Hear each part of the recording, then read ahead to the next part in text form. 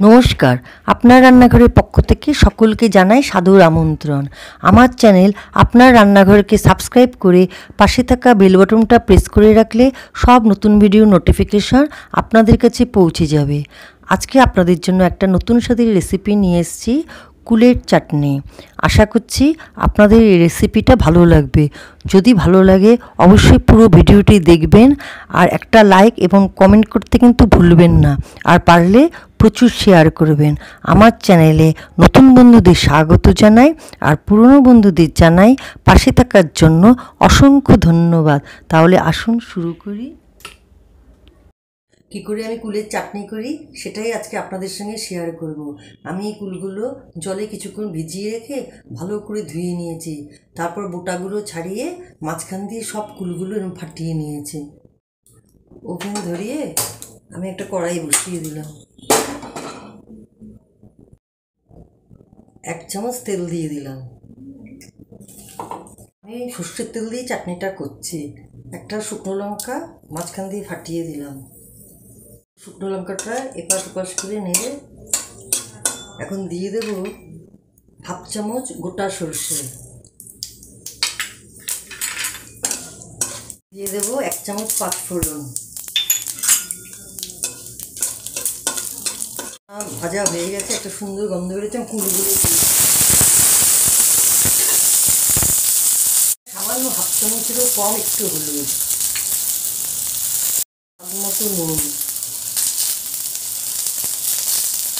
গ্যাসটা একটু কমিয়ে দিলাম। একটা কাঁচা লঙ্কা এভাবে পিস করে নিয়েছি। সব একটু ভালো করে নেড়ে এখন দিয়ে দিলাম এই 1 কাপ জল। এখন ভালো করে একটু ফুটিয়ে নেব। দিলাম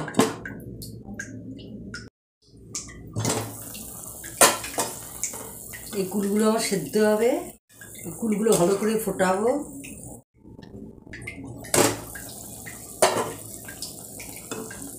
কুল আমার ফুটছে। এখানে 250 কুল নিয়েছি আর এই 1 কাপ জল দিয়েছি, মানে 1 গ্লাস। এটা খুব বড় কাপ, একটা গ্লাসের সমান। এখন ফুটবে যতক্ষণ কুলগুলো না গলে যায় আর জলটাও একটু কমে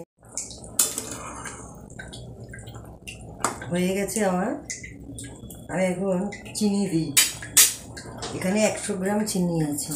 প্রথমে দিয়ে দেখি।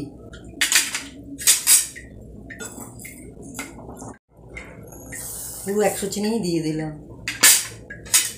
একটা গুঁড়ো মশলা বানিয়েছি, শুকনো লঙ্কা, তেজপাতা আর গোটা ধনে, গোটা জিরে ভালো করে কড়াইতে ভেজে তারপর মিক্সিতে বেটে আমি একটা কৌটায় করে রেখে দিই।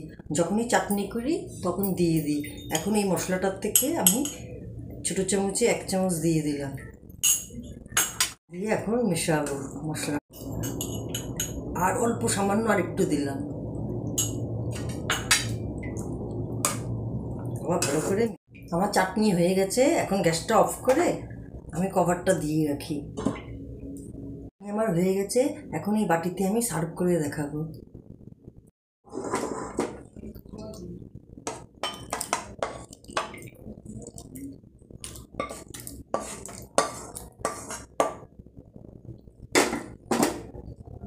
মাঝখান দিয়ে কুলগুলো আমি ফাটিয়ে দিয়েছি।